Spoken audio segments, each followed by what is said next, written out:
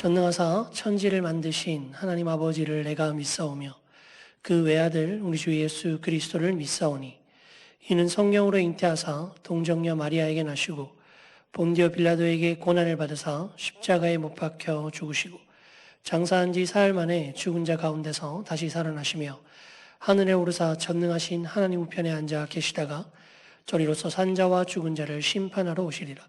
성령을 믿사오며 거룩한 공예와 성도가 서로 교통하는 것과 죄를 사하여 주시는 것과 몸이 다시 사는 것과 영원히 사는 것을 믿사옵나이다. 아멘. 오늘 우리에게 주신 하나님 말씀은 사사기 7장 1에서 8절 말씀입니다. 사사기 7장 1에서 8절 말씀입니다. 함께 읽으실 때에 눈으로 따라 읽으시면서 오늘 우리에게 주신 하나님의 말씀에 귀 기울이시는 여러분 되시기를 주님의 이름으로 축복합니다. 제가 읽겠습니다. 여룻바알이라 하는 기드온과 그를 따르는 모든 백성이 일찍이 일어나 하롯셈 곁에 진을 쳤고 미디안의 진영은 그들의 북쪽이요 모래산 앞 골짜기에 있었더라. 여호와께서 기드온에게 이르시되 너를 따르는 백성이 너무 많은즉 내가 그들의 손에 미디안 사람을 넘겨주지 아니하리니 이는 이스라엘이 나를 거슬러 스스로 자랑하기를 내 손이 나를 구원하였다 할까 함이니이다. 이제 너는 백성의 귀에 외쳐 이르기를 누구든지 두려워 떠는 자는 길르앗산을 떠나 돌아가라 하라 하시니 이에 돌아간 백성이 22,000명이요 남은 자가 10,000명이었더라. 여호와께서 또 기드온에게 이르시되 백성이 아직도 많으니 그들을 인도하여 물가로 내려가라. 거기서 내가 너를 위하여 그들을 시험하리라. 내가 누구를 가리켜 내게 이르기를 이 사람이 너와 함께 가리라 하면 그는 너와 함께 갈 것이요 내가 누구를 가리켜 내게 이르기를 이 사람이 너와 함께 가지 말 것이니라 하면 그는 함께 가지 말 것이니라 하신지라. 이에 백성을 인도하여 물가에 내려가매 여호와께서 기드온에게 이르시되 누구든지 개가 핥는 것 같이 혀로 물을 핥는 자들을 너는 따로 세우고 또 누구든지 무릎을 꿇고 마시는 자들도 그와 같이 하라 하시더니 손으로 움켜 입에 대고 핥은 자의 수는 300명이요 그 외의 백성은 다 무릎을 꿇고 물을 마신지라. 여호와께서 기드온에게 이르시되 내가 이 물을 핥아 먹은 300명으로 너희를 구원하며 미디안을 내 손에 넘겨주리니 남은 백성은 각각 자기의 처소로 돌아갈 것이니라 하시니 이에 백성이 양식과 나팔을 손에 든지라. 기드온이 이스라엘 모든 백성을 각각 그의 장막에 돌려보내고 그 300명은 머물게 하니라. 미디안 진영은 그 아래 골짜기 가운데에 있었더라. 아멘. 우리가 살다 보면 얻고 싶고 이루고 싶은 것들이 생깁니다. 그리고 그 얻고 싶고 이루고 싶은 것들이 있는 것 그 자체가 나쁘거나 문제가 되는 것은 전혀 아니죠. 얻고 싶거나 이루고 싶은 것들은 우리가 또 인생을 살아가면서 또 열심히 살게끔 만드는 좋은 동력, 때로는 이렇게 열심히 달리던 내 삶에 스스로에게 주는 작은 선물이 될 수도 있습니다. 그런데 요즘에 이제 SNS가 많이 발달되다 보니까 우리가 참 많은 것들을 알게 되는 것 같아요. 어떤 브랜드의 무슨 물건이 좋다더라. 어느 지역에 가면 이런 집이 있는데 이 집이 참 분위기도 좋고 음식도 맛있더라 라고 하는 것들을 우리가 가만히 앉아서 작은 핸드폰으로 몇 초에 몇 분 사이에 수십 개 수백 개를 볼 수 있는 사회가 되었습니다. 그러다 보니까 사회현상학자들, 사회분석학자들이 갈수록 상대적 행복이 중요하게 여겨지는 사회로 가고 있다라고 이야기를 하고 있어요. 요즘 같은 세상에 특히나 대한민국 안에서는 절대적으로 궁핍한 먹고 사는 것들을 당장 걱정하거나 내가 오늘 먹을 저녁거리가 없어서 고생하고 있는 사람들은 물론 있지만 소수에 가깝고 대부분의 사람들은 내가 어느 정도 가졌고 얼마만큼 있는 게 행복하다라는 기준이 옆 사람과 비교했을 때, 내 주변 사람과 비교했을 때, 내 인스타의 팔로워들과 비교했을 때인 경우가 많은 것이 사실인 것 같습니다.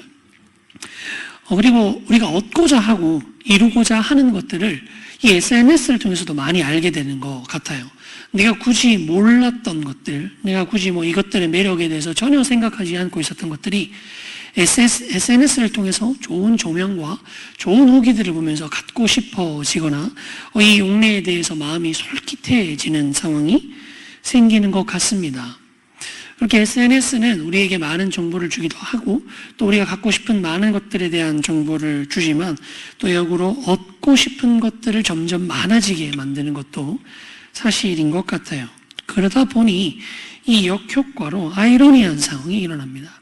바로 이 SNS가 만들어지고 나서 오히려 10대에서 20대 사이의 사람들의 우울증이 급격하게 증가하고 있다는 이러한 도표들이 있어요. 왜냐하면 많은 사람들이 뭘 가졌고 또 많은 사람들이 좋은 것들을 누렸다라는 정보도 우리가 많이 받다 보면 상대적으로 그것들을 가지지 못한 내 모습이나 그런 것들을 누리기 힘든 내 모습이 상대적으로 드러나기 때문입니다. 그런데 우리가 간과해서는 안 되는 것은 사실은 그 사람 인생에 한두 번 있었을, 그 사람 인생에 1년에 한두 번 있었을 일일지 모르잖아요. 그 사람이 살아가면서 365일 중에서 그런 것들을 누리는 날이 1년에 한두 일일 수 있는데 우리가 보는 것들은 그런 1년에 한두 번이 있을 만한 경험들을 다 집대성에서 모아놓은 것들을 SNS를 통해서 본다는 거예요. 그러다 보니까 나 빼고 모두가 다 이런 것들을 갖고 있거나 나 빼고 모두가 다 잘 사는 것 같은 그런 생각이 우리에게 들다면 우리 마음속에는 상대적인 박탈감과 외로움과 슬픔 그리고 왜 나는 이렇게 살아야 되는 건가라는 원망들이 생기고도 합니다. 많은 것들을 갖고 싶지만 나는 가질 수 없는 것 같고 이러한 상대적 박탈감이 느껴지는 이 사회 속에서 하나님이 일하시는 인생을 산다는 것, 하나님이 인도하시는 인생을 산다는 것은 어떠한 삶을 의미하고 있을까요? 오늘 본문에 이스라엘 백성들의 이야기를 통해서 우리가 하나님이 인도하는 삶이 어떠한 삶인지 그리고 얻고 싶고 갖고 싶어한 것들을 신자는 어떻게 이루어가면서 그것을 선용하면서 살 수 있는지에 대해서 한번 배워보는 귀한 시간 되시길 바랍니다. 오늘 본문의 이스라엘 백성들의 상황을 잘 살펴보기 위해서는 오늘 우리가 읽었던 7장 1에서 8절 본문뿐만 아니라 앞뒤 이제 문맥을 좀 더 잘 살펴봐야 됩니다. 오늘 본문에 하나님께서 물론 역사의 주관자이시지만 사람 등장인물로서 주인공으로 등장하는 인물은 기드온입니다. 지금 이스라엘 백성들의 상황은요, 6장에서 보면 여호와의 목전에서 그들이 악을 행해서 하나님이 그들을 미디안의 손에 넘겨주셨다고 표현하고 있어요. 하나님이 미디안을 강하게 만들어서 이스라엘을 장악하게 만들었다 이런 표현이 아니라 하나님이 이스라엘 백성들을 미디안의 손에 넘겨줬다라고 표현하고 있어요. 그 말이 뭐냐면 하나님이 미디안을 막 만들어서 미디안을 강건하게 해서 하나님이 미디안 사람들 마음속에 이스라엘을 칠 마음을 주셔서 미디안으로 하여금 이스라엘을 정복하게 만들었다 이런 내용보다는 미디안이 마침 강했고 강력했고 그 미디안이 주변을 호시탐탐 노리고 있었는데 하나님이 미디안이 이스라엘 치기를 그냥 내버려 두셨다라는 표현입니다. 즉 하나님이 이스라엘을 향한 특별한 보호하심을 거두고 그냥 약육강식의 세계가 펼쳐지니 미디안이 이스라엘을 이긴 것이죠. 그런데 이제 당시 고대 근동의 배경으로 보면 미디안은 당시에는 혼자서 이스라엘 백성들을 대적해서 물리칠 만큼 강한 나라는 아니었습니다. 혼자는 작은 나라에 불과했죠. 그러나 6장 본문에서 보면 아말렉과 동방 여러 나라들과 연합해서 그들의 전체 군사의 수가 13만 5천 명이나 된다고 합니다. 이들의 이 막강한 군사력을 바탕으로 이스라엘의 재산을 철저하게 수탈하고 있다고 오늘 본문은 이야기하고 있어요. 얼마나 이스라엘 백성들을 철저하게 수탈했냐면 그들의 토지에, 그들의 땅에서 나는 모든 소산들을 멸했습니다. 그리고 이스라엘 가운데에 먹을 것을 남겨두지 않았어요. 그리고 양과 소와 나귀도 남겨두지 않았습니다. 그러니까 토지에서 농사가 되면 그 농산물 가지고 다음 한 해를 쭉 먹고 사는데 그것을 모두 훔쳐갈 뿐만 아니라 다시 또 농사를 지어서 뭘 하기 어렵게끔 상황을 만든다는 겁니다. 이스라엘 가운데 숨겨놓고 혹시나 비상 상황에 뭐 어쩔 수 없을 때 먹으려고 숨겨놓았던 음식까지도 다 가져가 버리고 다시 농사를 짓고 이렇게 하려는 양과 소와 나귀, 그리고 긴급할 때는 양과 소와 나귀를 팔아서 식량으로 바꿀 수 있는 이러한 것조차 남겨두지 않고 다 수탈해 가는 거죠. 그냥 뭐 죽어라는 얘기랑 다를 바 없을 정도입니다. 이렇게 위기에 처한 이스라엘이기에 본문은 이스라엘의 궁핍함이 굉장히 심했다라고 표현하고 있어요. 근데 이스라엘이 이렇게 비참한 상황에 놓이기까지 한 원인을 본문은 여호와의 목전에서 악을 행했다고 합니다. 이것을 살펴보면 지금 이스라엘 백성들이 처한 이 상황, 이 원인과 상황이 참 아이러니하다는 것이 드러나요. 왜냐하면 여기서는 단순히 여호와의 목전에서 악을 행했다라고 표현하는데 사사기 안에 다른 본문인 2장 11절에서 12절 그리고 3장 7절에서 보면 여호와의 목전에서 악을 행했다는 것은 바알과 아스다롯 및 이방신을 섬겼다라는 내용과 동일합니다. 즉 지금 여기서 이스라엘 백성들이 하나님의 보호하심에서 벗어나 미디안의 손에 넘겨짐을 당한 그 결정적인 이유가 뭐냐면 바알과 아스다롯 및 이방신들을 섬겼다는 것이 그 원인이 된다는 것이죠. 그리고 제가 지난주에 설명드린 것처럼 바알신을 섬기는 것은 단순히 그냥 하나님이 아닌 다른 종교를 내가 한번 가져보자라는 이런 취지가 목적인 것이 아니라 농사와 직결되는 것이었고 성욕을 해결할 수 있는 배출구였기 때문에 나의 물질적이고 육체적인 모든 욕망을 추구하는 것, 그것을 하나님보다 더 중요하게 생각해서 하나님을 버리고 나의 물질적 욕망과 육체적 욕망을 추구하는 행위였다고 말해줬습니다. 이게 아이러니라는 거예요. 왜 아이러니냐면 물질적 그리고 자본주의적 욕망에 사로잡혀서 신앙을 타협하고 하나님을 떠나버렸는데 이것이 계속 사사기에서 반복이 되는데 그리고 이것은 전혀 새로울 것 없는 사사기에서 반복되는 새로울 것 없는 죄의 루틴인데 이 행위가 오히려 이들을 비참하게 만들었다는 거예요.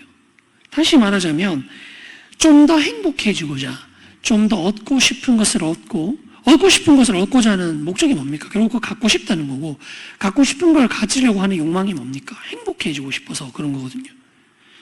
그래서 지금 행복을 더 잡고자, 행복을 더 얻고자, 행복을 더 움켜쥐고자 했던 그렇게 했던 의도가 그 의도 때문에 신앙을 타협하고 하나님을 떠났는데 그 결과는 오히려 갖고 있었던 것도 다 빼앗겨버리고 소망조차 없어서 궁핍이 너무 심한 지경에 이를 상황이 되었다는 거예요. 이게 아이러니하지 않습니까? 하나님이 주신 것만으로도 성에 앉혀서 더 많이 쥐고자, 더 많이 얻고자, 더 육체의 욕망과 물질의 욕망을 채우고자 했던 그 목적으로 시작한 일의 결과가 하나님이 주신 것들을 다 빼앗겼을 뿐만 아니라 정말 절대적인 빈곤의 상황과 궁핍의 상황까지 처해버렸다는 것입니다. 약육강식의 세상에 던져져서 세상에 상처를 받게 된 것이거나 잘 되었다 한들 세상에서 다른 사람에게 상처를 주는 또 다른 사람 중에 한 명이 되었다는 겁니다. 결국 행복을 잡고자 신앙을 타협하고 하나님을 떠난 사람의 결과가 세상과 동일하게 약육강식의 삶의 원리에 살면서 그렇게 세상에 하나님의 보호하심을 잃어버려서 던져져 버려서 세상에 상처를 받거나 세상 사람과 똑같이 누군가에게 상처 주는 사람으로 전락해버린다는 것이죠. 혹시 우리 마음 가운데에 이스라엘 백성, 오늘 본문의 이스라엘 백성과 같은 마음은 없는지 한번 돌아보았으면 좋겠습니다. 물질과 욕망에 신앙을 타협하거나 물질과 욕망 때문에 하나님을 떠나고 있는 것은 아닌지 돌아보셨으면 좋겠습니다. 이스라엘 백성들은 이러한 위기 속에서 결국 이러한 위기가 되어서야지 다시 하나님을 찾습니다. 자기들이 얻고 싶은 거 얻고자 할 때에, 자신들이 이루고 싶은 거자 이루고 할 때에는 하나님을 떠나서 이방신을 잡더니 그 이방신을 잡음으로 인해서 이방의 원리대로, 세상의 방식대로 살아가면서 수많은 상처와 고통을 받고 나니 이제 다시 하나님을 잡고자 합니다. 제가 하나님이었으면 내쳤을 것 같은데 우리 하나님은 사랑이 많으신 분이셔서 그들이 회개함과 돌이킴을 보시고 불쌍히 여기시고 그들을 구원하시고 다시 한번 기회를 주십니다. 그러나 또 이 기회를 주실 때 좀 흥미로운 부분들이 있어요. 하나님이 이 기회를 주시기 위해서 사용한 사람이 기드온입니다. 6장 11에서 12절 말씀을 보면 하나님이 기드온을 처음 부르시는 장면이 나타나는데 자세히 살펴보면 참 흥미로워요. 기드온이 밀을 이렇게 타작하고 있는데 포도주 틀 안에서 밀을 타작하고 있다고 합니다. 이 모습이 자세히 생각해 보면 굉장히 기이한 모습이에요. 우리가 어떤 것을 타작한다고 한다면 그 밀의 겨 그리고 알곡과 가라지를 구분하기 위해서 이렇게 타작을 하는 거겠죠. 그러면 환기가 잘 되고 바람이 잘 부는 곳이어야 됩니다. 겨는 가볍기 때문에 이렇게 탁탁탁 털다 보면 부는 바람에 의해서 겨는 날아가 버리고 알곡들이 남기 때문이죠.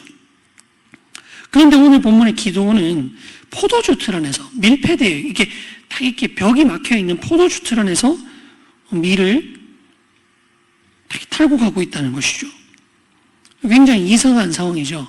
이건 이제 앞에 본문과 상황을 비교해 봤을 때 이스라엘 백성들이 이들의 침략 가운데, 강력한 미디안의 침략 가운데에서 마음 놓고 추수를 하거나 타작할 수 없는 상황이었다. 그만큼 눈치 많이 보고 그만큼 압제에 놓여 있는 상황이었다라는 것도 보여주면서 또 한편으로 기드온의 소심한 성격도 보여주는 것입니다. 그 기드온의 출신이라든지 상황도 그렇게 자랑할 만한 것이 전혀 없어요. 6장 본문에 보면 기드온은 스스로 므낫세 중에서 제일 약한 집 출신이라고 말합니다. 우리 집안이 므낫세 지파 중에 제일 약한 집안입니다. 그리고 저는 그 집에서도 가장 작은 자입니다. 그리고 이 집안을 살펴보면 6장 25절의 본문을 보면 이 집안에 바알상이 있대요. 자기 집안에 바알상이 있대요. 즉 그가 신앙적으로도 제대로 된 전통과 엄격한 교육 안에서 신앙의 엘리트 교육 코스를 받은 죽으면 죽으리다 하는 신앙을 가진 배경으로 자라난 자가 아니라는 것입니다. 더군다나 본문을 계속 살펴볼수록 이 기드온이 굉장히 소심하고 우유부단한 성격의 인물이었다는 것을 알 수 있어요. 6장 16절에 보면 하나님이 기드온으로 하여금 내가 너로 하여금 이스라엘 백성들을 구원케 하겠다라는 약속을 하는데요. 이 약속을 받는 기드온이 주님 그렇습니까? 그렇다면 제가 주님을 위해서 열심히 순종하겠습니다가 아니라 표징을 구합니다. 하나님이 내가 너를 하여서 이거 이것저것 하겠다 했는데 주님 이게 주님이 맞는지 아닌지 잘 모르겠으니까 저에게 표징을 주세요 라고 이야기합니다. 여러분 기드온이 누굽니까? 기드온의 300용사로 유명한 기드온 아닙니까?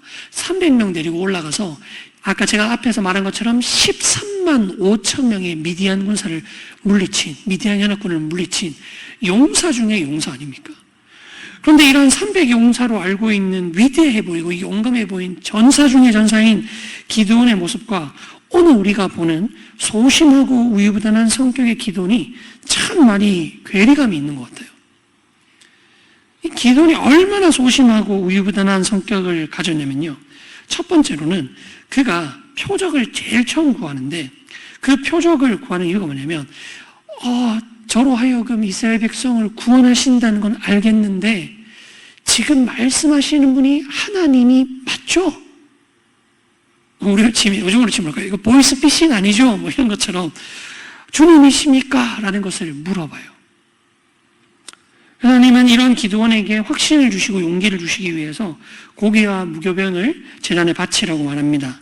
그때 제사할 때에 불이 돌에서부터 나와서 기드온이 바친 제물을 옮겨 붓게 되죠. 이것을 통하여 지금 너에게 명령하고 있는, 너에게 약속하고 있는 것이 나 여호와 하나님이다 라는 것을 보여준다는 것입니다. 이걸 보면 이제 하나님이 나에게 명령한 게 맞구나. 이제 내가 하나님의 말씀에 따라서 또 이렇게 백성들을 이끌고 저 미디안의 손에서 우리 백성을 구원하겠구나 라고 뜨거운 마음을 품어야 될 것 같은데, 미디안의 즉각적인 반응은 하나님을 대면해서 죽을까 봐 두려워하는 겁니다. 아니, 표징을 달라 해서 표징을 줬는데 그 표징이 지금 너에게 명령하는 사람이 하나님이라는 걸 알게 하시니까 하나님을 봤다고 두려워해서 벌벌 떨고 있다는 거예요. 그래서 하나님은 또 이런 기도원을 안심시킵니다. 괜찮다, 네가 죽지 않을 것이다 라고 합니다. 그 하나님은 기도원에게 바알과 아세라상을 찍어버려라 라는 명령을 하시죠. 기도는 이걸 통해서 나에게 명령하신 분이 하나님이고 하나님이 나를 통해서 역사를 이뤄 가신다는 약속을 받았기 때문에 이제 담대할 일만 남았을 것 같아요. 기도는 자기에게 명령하신 분이 하나님이라는 걸 알고 하나님이 초자연적인 능력들을 통해서 자기에게 역사할 것이라는 걸 알고 있었어요.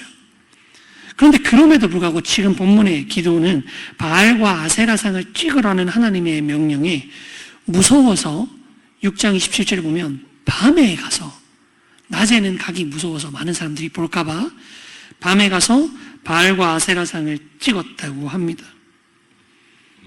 그리고 여기서도 끝나지 않아요. 더 나아가서 두 번째로 하나님에게 표적을 구합니다. 저를 사용하셔서 진짜 이스라엘 백성을 구원하시겠습니까? 이 두 번째로 구하는 표적이 아주 유명한 양털과 관련된 표적이죠.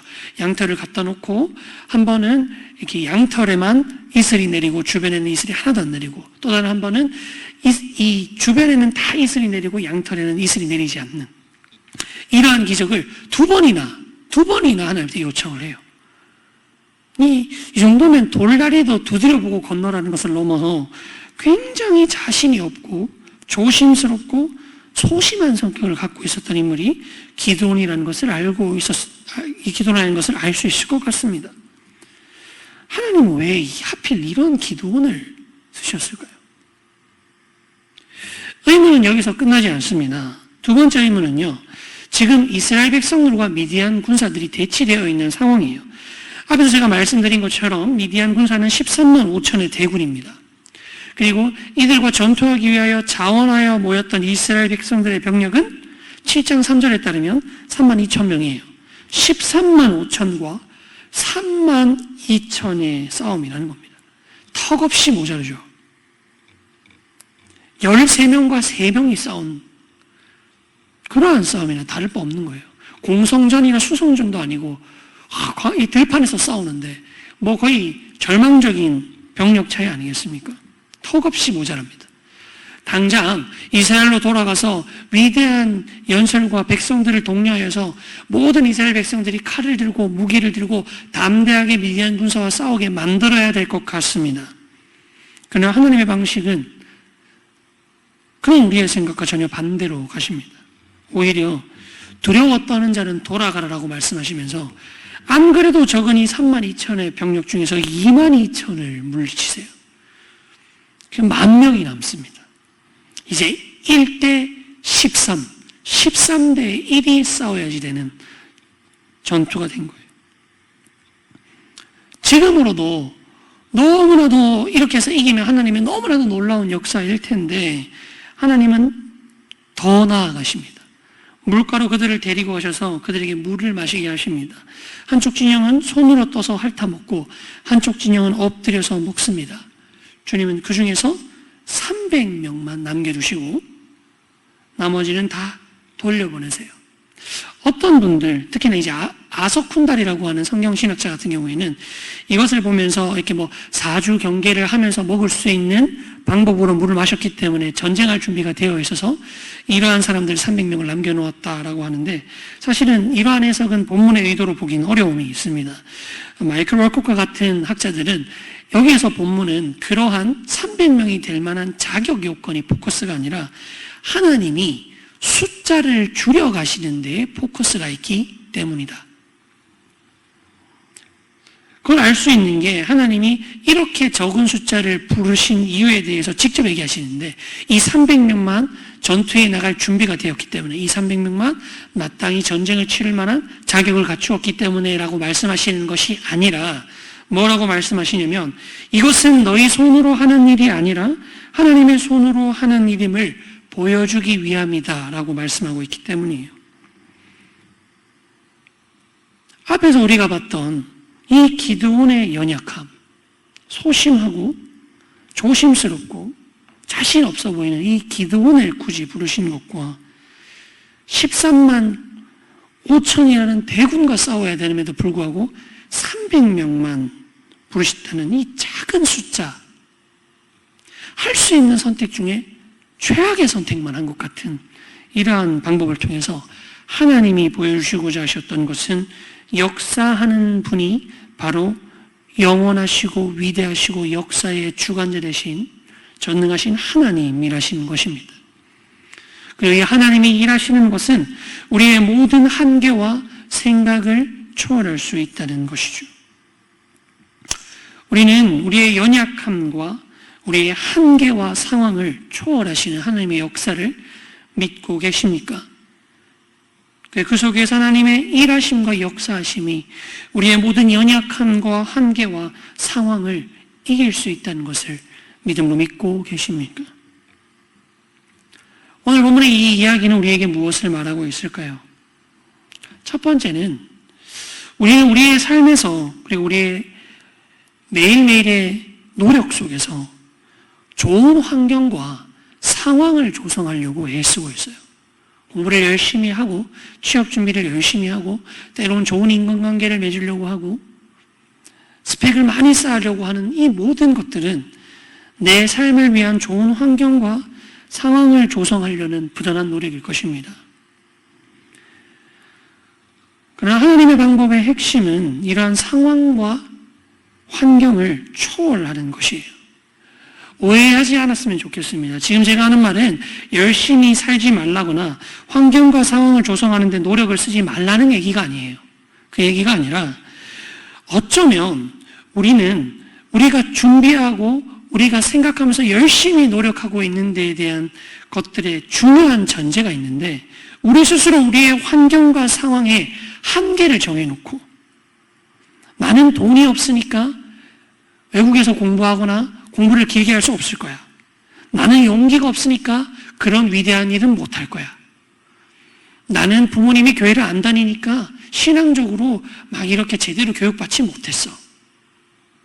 이런 수많은 상황적, 환경적 한계를 정해놓고 그 울타리 안에서 나름의 노력만 하고 있는 거예요. 그러나 하나님의 방식은 우리가 생각하는 나의 환경과 상황적 한계를 깨어부수는 것부터 출발한다는 것입니다. 나는 나의 환경과 상황을 살펴보면 나의 환경과 상황 속에서 내가 지금 이렇게만 해야 돼. 어쩔 수 없지만 이렇게 해야 돼. 이걸 하면서 때로는 신앙을 우선순위에서 좀 밀어놔야 돼. 그렇게 하지 않으면 이 경쟁사회에서 살아갈 수 없어. 우리는 지금 무슨 게임을 하고 있습니까? 우리는 세상 사람과 동일한 게임을 하고 있는 것은 아닐까요? 신자의 삶의 목적과 과정, 이 모든 것들은 하나님과 동행하는 데에 있습니다. 내 삶의 목적은 하나님과 동행하는 것이지만 거기까지 가기 위해서 최소한의 내 삶의 안정된 울타리를 만드는 과정은 잠시 하나님을 미뤄두는 것이 아니라는 것입니다. 삶의 목적과 과정이 전부 다 하나님과 동행하는 것에서 있지 않는다면 그렇게 잠시 하나님을 밀어내는 타협을 한다는 것은 사실 모든 것을 잃어버린 것을 의미합니다. 사실 믿지 않는 거예요. 나의 환경과 상황과 한계를 초월하실 수 있는 하나님의 능력과 하나님의 인도하심을 믿지 않는 것입니다. 하나님과 동행할 때에 지금의 우리로서는 생각할 수 없는 환경과 상황을 하나님이 만들어 가십니다. 우리의 생각을 넘어서는 하나님의 계획과 일하심은 그것을 바라보는 것이, 그것을 경험하는 것이 신자의 삶에 가장 중요한 거예요. 그냥 남들처럼 세상의 원리대로 세상에서는 원인과 결과가 명확하기 때문에 내가 노력한 만큼만 탁 받고 내가 이 조건이 없으면 이거는 못하는 거고 이렇게 얘기하지만 하나님의 인도하심은 때로는 그런 것들을 초월하여 역사하시면서 우리의 삶을 신실하게 인도하여 낸다는 것입니다. 그래서 어느새 뒤돌아보면 정말 가진 것들이 아무것도 없었고 이런 것들이 아무것도 없었던 내 삶에서 내가 어떻게 여기까지 왔지라고 고백할 만한 놀라운 믿음의 역사들이 있을 수 있다는 거예요. 그리고 신자의 삶에서 내가 하나님의 나라를 이뤄가고 그리스도의 복음을 세워가는 것이 내 삶의 목적으로 두고 이렇게 살아가는 신자에게 하나님이 그 신자의 삶을 가만히 내버려 두지 않으시며 신실한 길로 인도하시겠다고 약속하셨다는 겁니다. 그래야 그것들을 경험하면서 살아가는 것이 신자의 삶이에요. 그 신자의 삶의 목적은 그러한 성공을 이루는 게 아니라 하나님이 그렇게 인도하는 것을 경험하는 것이에요. 삶에서 성공의 목적, 그 삶에서, 내 삶에서 성공을 이루고자 하는 목적이 성공 그 자체가 아니라 살아계신 하나님이 내 삶에서 일하신다는 것을 경험하는 것이라는 겁니다. 그게 우리의 목적이라는 거예요. 우리는 성공의 목적이 아니라 하나님을 경험하는 게 목적이에요. 이 동행이, 우리가 동행하시기 위한 하나님의 일하심이 또한 하나님의 목적이에요. 하나님의 목적이 우리가 세상에서 다른 사람보다 잘나게 만들거나 우리가 세상에서 다른 사람들이 부러울 게 없는 사람으로 만드는 것이 우리를 향한 하나님의 목적이 아니라는 것입니다. 하나님의 목적 역시 우리의 목적이 하나님과 동행하는 것이 있는 것처럼 하나님의 목적 역시 우리와 동행하시기 위하심입니다. 그렇기 때문에 그리스도께서 죽으셨고 부활하시고 우리 안에서 살아 역사하시면서 지금도 우리와 동행하시는 거예요. 우리의 삶의 목적은 신앙을 통해서 성취를 경험하는 것입니까? 아니면 삶에서의 성취를 통해 하나님을 경험하는 것입니까? 신앙을 통해서 성취를 경험하는 것이 내 삶의 목적이라면 내 삶의 신앙은 성취를 위한 도구일 뿐입니다. 그러나 삶에서의 크고 작은 성취들을 통해서 하나님과의 동행을 경험하는 것이 내 삶의 목적이라면 내 삶의 목적이 바로 하나님과의 동행이라는 것이죠. 말씀을 정리하겠습니다. 하나님의 목적은 우리를 수단으로 무엇인가를 성취하는 데 있는 게 아니었습니다. 하나님의 목적은 우리 그 자체였습니다. 그러한 그분의 사랑과 방향성과 목적성을 보여주시기 위해서 그분은 주머니에 있는 것 몇 가지를 꺼내서 주시지 않으셨고 자기 자신을 주셨습니다. 자기 자신을 주심으로 우리를 영원한 사망과 죽음에서 사셨습니다. 그렇게 우리가 다시 그분과 동행하는 삶을 살 수 있게 하셨고 그 삶을 진정으로 살아가는 신자에게 우리 안에 우리와 함께 사심으로 그분이 우리에게 주실 천국을 이 땅에서 이루고 맛보고 살게 하셨습니다. 그리고 이 땅에서 잠시 맛보는 천국을 통해서 우리에게 주실 영원한 천국과 영원한 행복을 소망하게 하셨습니다. 이것이 영원하지 않은 것에 목매어 살다가 결국엔 모든 것을 이 땅에 놓고 가는 허무한 인생이 아니라 결코 잃어버리지 않는 영원한 것을 주신 영원한 그분을 바라보는 영원한 삶입니다. 삶에서 갖고 싶은 거 갖고 경험하고 싶은 거 갖고 되고 싶은 것 되는 그 모든 것들이 여러분들의 목적이 되지 않기를 바랍니다. 그런 것들 하나하나 성취해 나가고 그런 것들을 준비해 나가고 이뤄가는 과정 속에서 하나님과 동행하고 하나님 앞에서 씨름하고 때로는 하나님 앞에서 울고 하나님 앞에 매달리고 그렇게 하나하나 이뤄가는 것, 때로는 내 생각과 다른 거이지만 이뤄나가는 것, 그렇게 내 삶에 하나님과 함께 걸어가면서 이거 하나 이루고 저거 하나 이루고 하는 하나님과 동행하는 경험이 많아지는 것, 그 소중한 추억과 기억들이 우리가 주님 앞에 갈 때 가지고 갈 유일한 것들입니다. 성취가 목적이 되고 성취가 목표가 되면 성취하지 못하는 것은 우리를 불행하게 만듭니다. 그러나 동행이 목적이 된다면 아무도 그리스도 예수의 사랑에서 우리를 끊을 자가 없다라고 하셨던 하나님이 확보해 주신 그 완전한 동행이 목적이라면 그 과정에서 성취가 내 생각과 조금 다르다 할지라도, 때로는 어떤 것들은 성취하지 못한다 할지라도, 그 알량한 작은 성취가 몇 시간, 며칠, 길어봐야 몇 년밖에 기쁨을 주지 못하는 그 성취가 내 삶의 행복의 당락, 내 삶의 가치의 당락을 결정하지 못하는 것입니다. 그렇게 아무도 뺏을 수 없는 내 삶의 진정한 가치, 그리스도의 값으로 사시는 이곳에 모인 모든 중고등부 친구들이 되시기를 주님의 이름으로 축복합니다.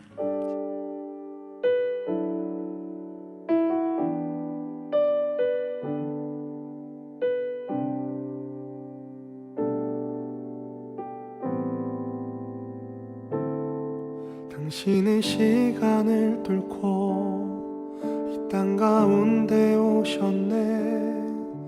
우리 없는 하늘 원치 않아 우리 삶에 오셨네. 자신의 편안 버리고 우리에게 평안 주셨네. 가장 낮은 자의 모습으로 우리 삶에 오셨네.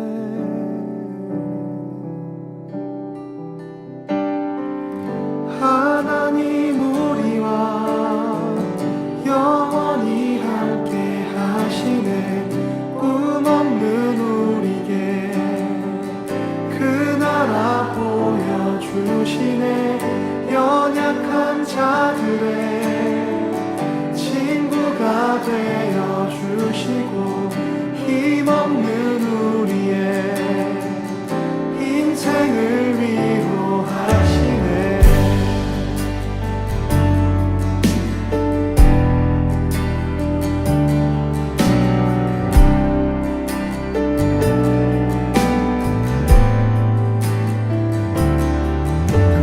시간을 뚫고 땅 가운데 오셨네.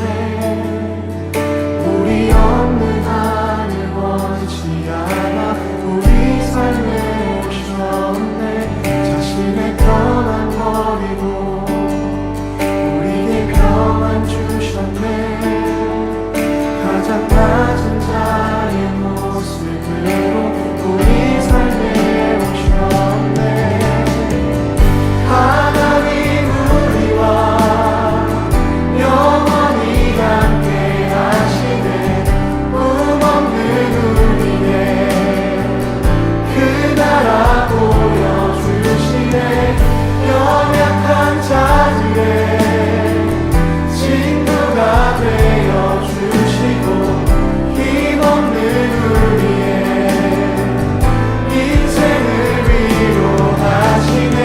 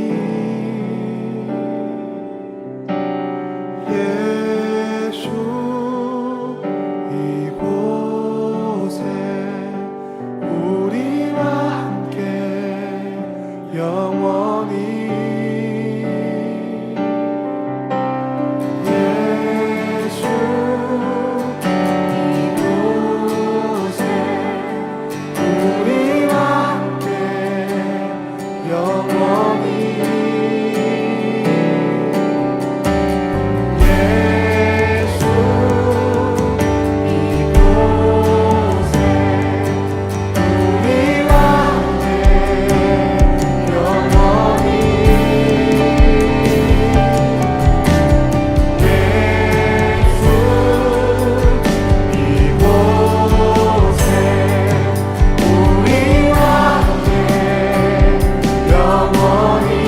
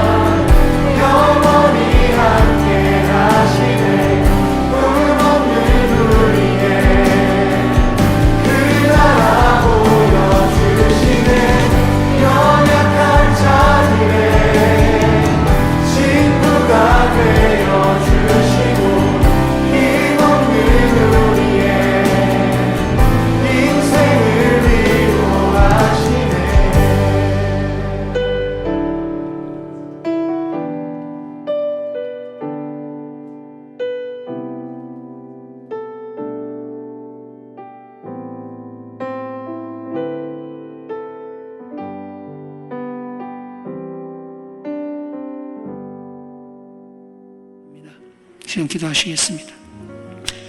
사랑하신 주님, 삶을 살아가면서 세상의 욕망과 세상의 것들에 사로잡히지 않기를 소망합니다. 하나님이 동행하시는 삶을 살기 위하여 우리가 날마다 주님 앞에 서게 하여 주시옵소서. 주님은 자격 없고 소심한 기드온을 사용하셨고 300명밖에 남짓하지 않은 이스라엘 백성들을 사용하셔서 하나님이 역사를 어떻게 이루어 가시는지를 보여주십니다. 우리 안에 있는 저는 안 됩니다, 저는 하지 못할 것 같습니다 라는 수많은 이유들, 나의 나됨이 근거가 되는 그 수많은 이유들을 내려놓고 내가 하겠다고 하지 않았느냐라는 주님의 그 말씀에 의지하여 내 삶을 주님께 드릴 때에 주님이 인도하시고 동행하시면서 내 생각과 상상을 초월하셔서 인도하시는 주님의 선한 인도하심을 바라보며 내 인생에 살아계신 하나님의 역사를 체험하고 경험하고 그렇게 하나님과의 소중한 추억을 쌓아가며 영원한 생명을 소망하는 이곳에 모인 모든 중고등부 친구들이 될 수 있도록 주께서 역사하여 주시옵소서. 그래서 우리 삶의 알량한 크고 작은 성취가 아니라 영원한 행복을 위한 영원한 분과의 동행이 우리의 목적이 되게 하여 주시옵소서. 이 모든 말씀 살아계신 우리 주 예수 그리스도의 이름으로 기도드렸습니다. 아멘. 지금은 우리 주 예수 그리스도의 한없는 은혜와 하나님 아버지의 극진하신 사랑과 성령의 위로교통계제 충만하신 역사가 삶에서의 목적이 크고 작은 성취가 아니라 하나님과 동행함으로 영원한 삶을 이 땅에서 누리고 영원한 분을 바라보며 영원한 삶을 바라보면서 살아가는 빼앗기지 않는 행복의 소유자로 살아갈 이 자리에 머리 숙인 모든 주님의 백성들에게 영원토록 항상 함께 있을지어다. 아멘.